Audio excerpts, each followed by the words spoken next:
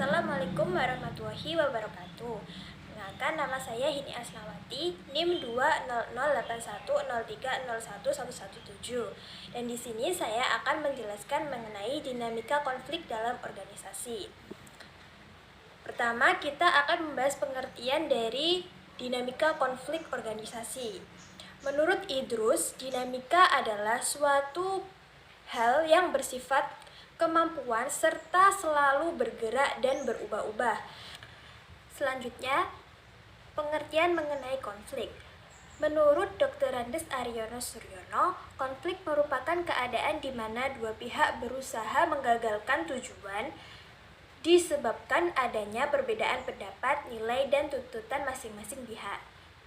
Selanjutnya, organisasi. Stoner mengatakan organisasi adalah pola hubungan yang melalui orang-orang di bawah pengarahan atasan untuk tujuan bersama. Sehingga dapat disimpulkan bahwa dinamika konflik dalam organisasi adalah suatu keadaan yang selalu berubah-ubah, di mana terdapat perkumpulan yang memiliki tujuan masing-masing dan tidak selaras sehingga timbul masalah yang merugikan banyak pihak. Selanjutnya kita masuk pada jenis-jenis konflik dalam organisasi.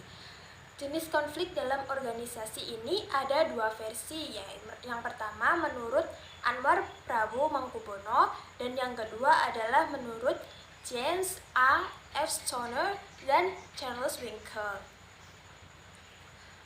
Menurut Anwar Prabu Mangkunegara, ada 4 bentuk konflik dalam organisasi. Yang pertama, konflik hierarki, yaitu konflik yang terjadi pada tingkatan organisasi. Contohnya, konflik antara komisaris dengan direktur utama, pemimpin dengan karyawan, pengurus dengan anggota koperasi, pengurus dengan manajer, dan pengurus dengan karyawan. Yang kedua adalah konflik fungsional, yaitu konflik dari bermacam-macam fungsi departemen dalam organisasi. Contohnya, konflik yang terjadi antara bagian produksi dengan bagian pemasaran, atau bagian administrasi umum dengan bagian personalia. Dan yang ketiga ada konflik staf dengan kepala unit, yaitu konflik yang terjadi antara pimpinan unit dengan stafnya, terutama yang berhubungan dengan otoritas pekerjaan.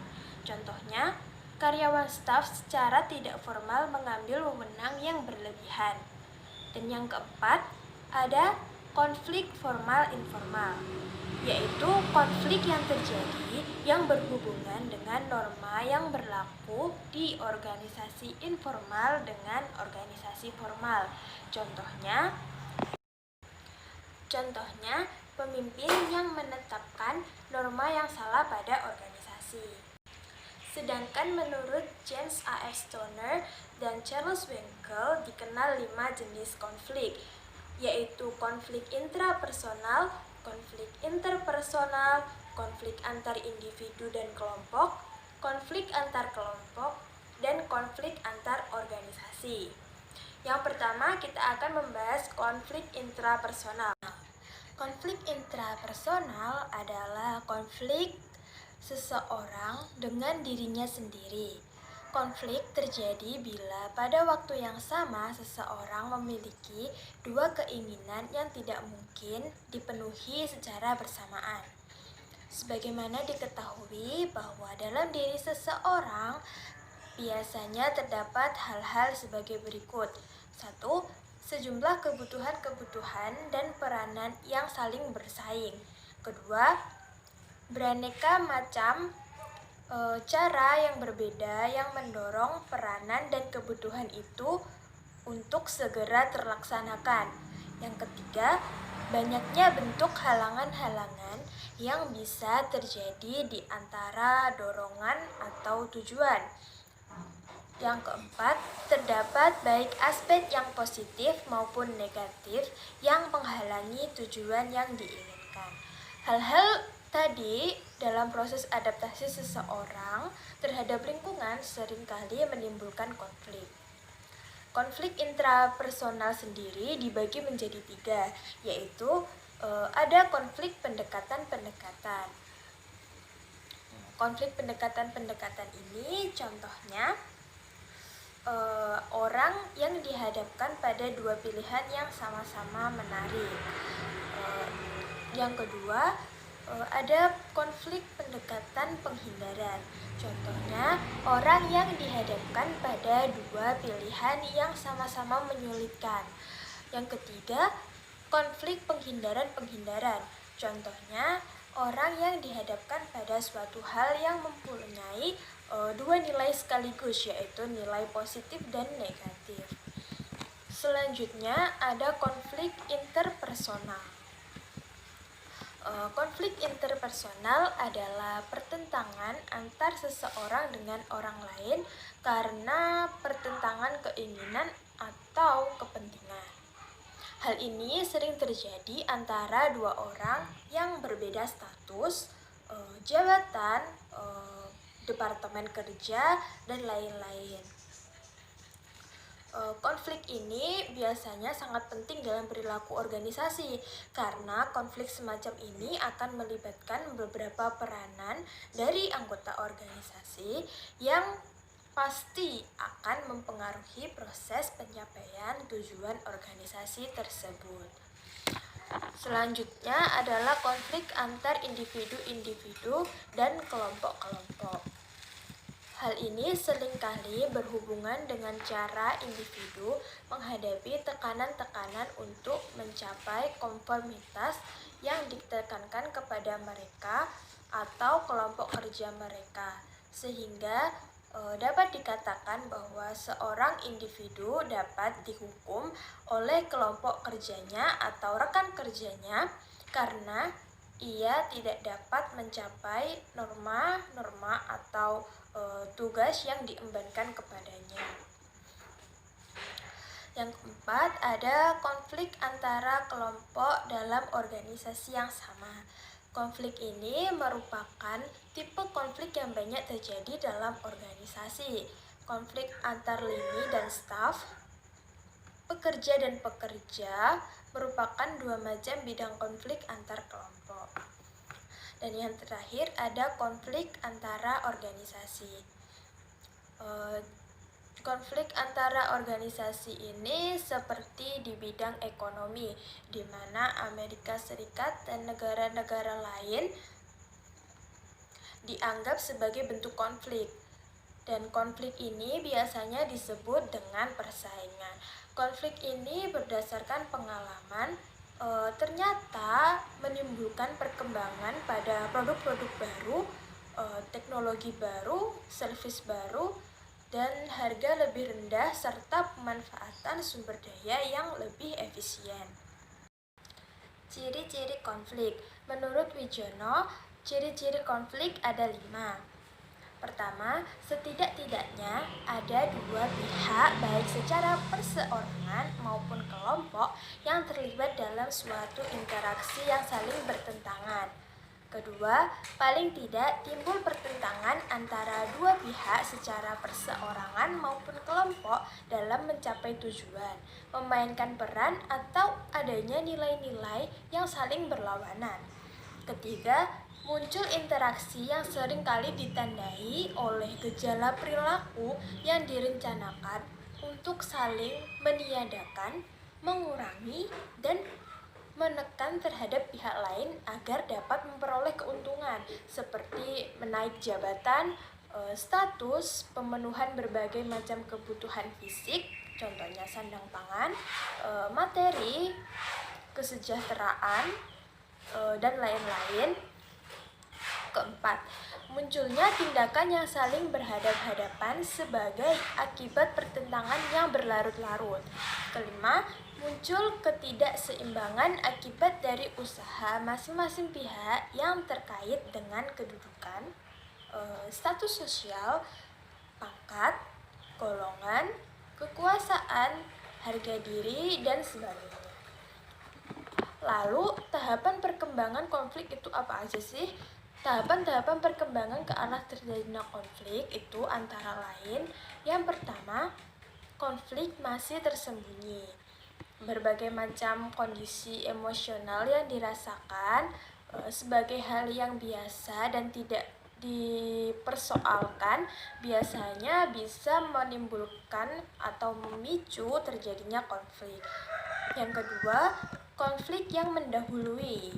Tahapan perubahan dari apa yang dirasakan tanpa disampaikan tadi akan mengganggu baik kelompok atau organisasi secara keseluruhan, seperti timbulnya tujuan dan nilai yang berbeda, perbedaan peran, dan sebagainya.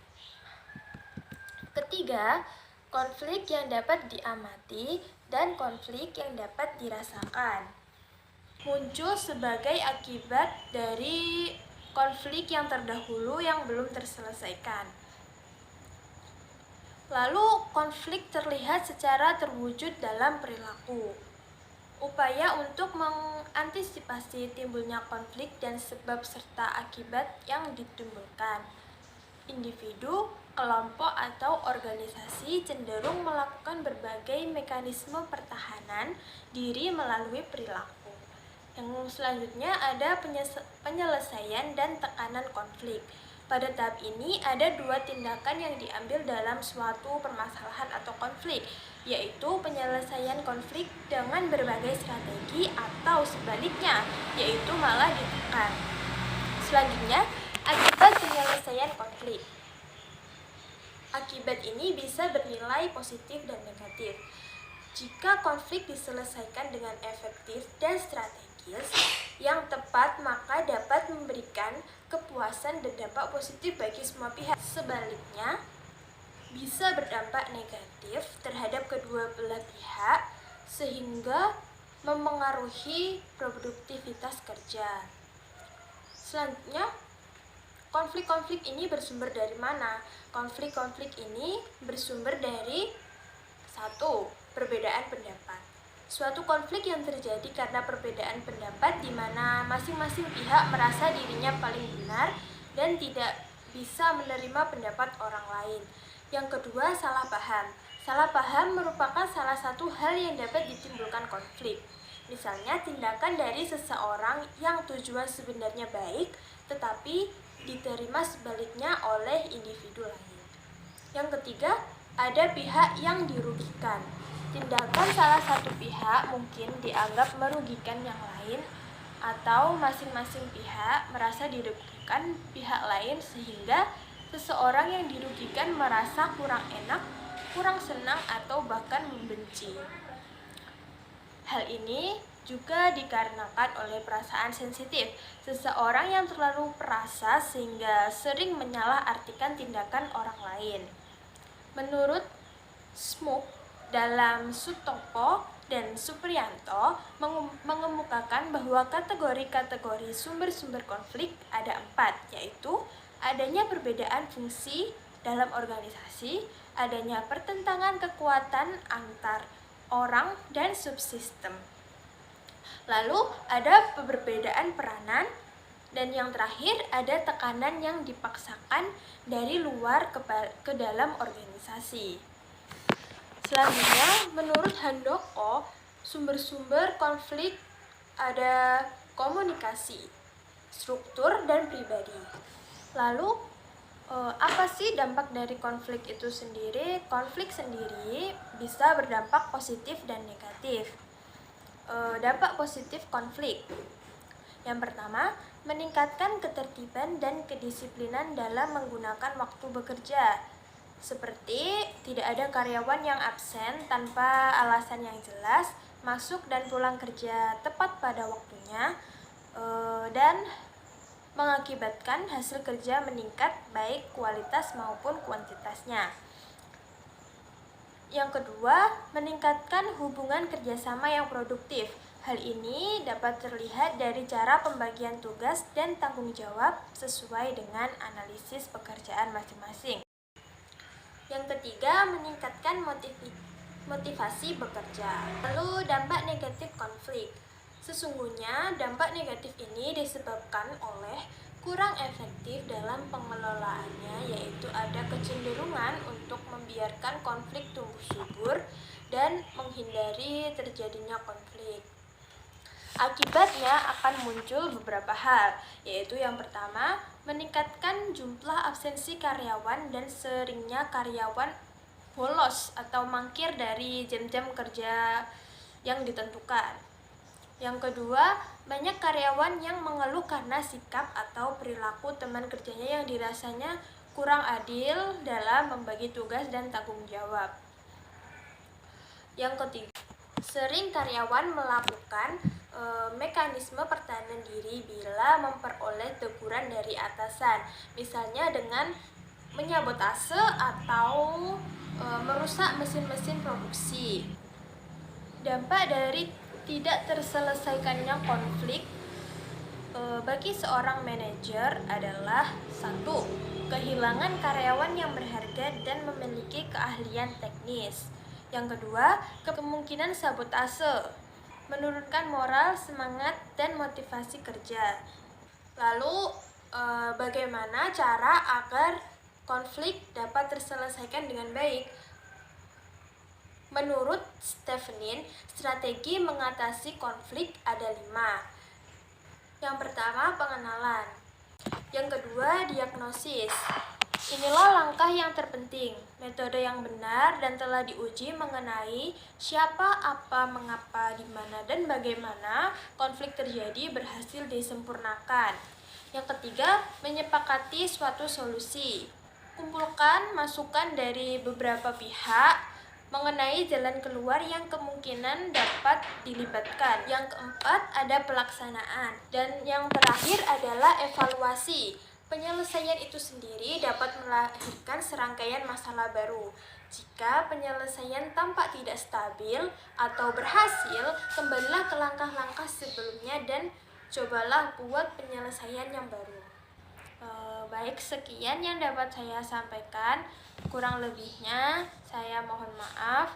Wassalamualaikum warahmatullahi wabarakatuh.